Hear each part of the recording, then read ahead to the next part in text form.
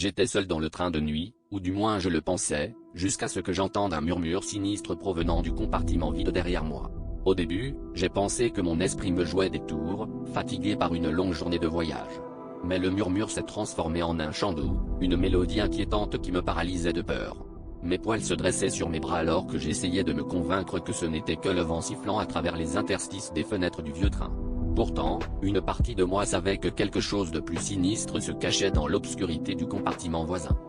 Je me suis levé, hésitant, et ai lentement avancé vers la porte du compartiment. La mélodie s'intensifiait, chaque note résonnant dans ma tête comme un avertissement.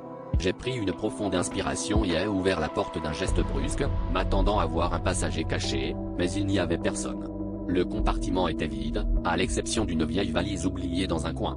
Le chant s'était arrêté, laissant place à un silence oppressant. Je me suis penché pour examiner la valise, et c'est alors que j'ai remarqué des initiales gravées sur le cuir, JD.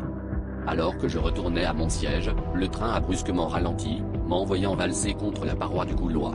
Une voix, faible mais insistante, a chuchoté à mon oreille, « Ne touche pas à ça ». Je me suis figé, mon cœur battant la chamade.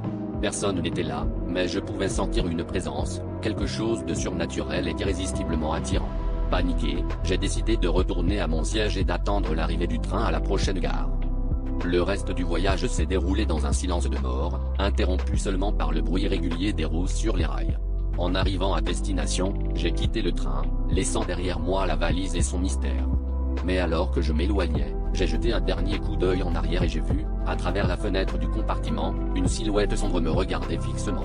Elle semblait murmurer quelque chose que je ne pouvais entendre, mais je savais que je n'oublierais jamais cette nuit-là. Le souvenir de ce chant sinistre et de la valise abandonnée entrait mes rêves pour toujours.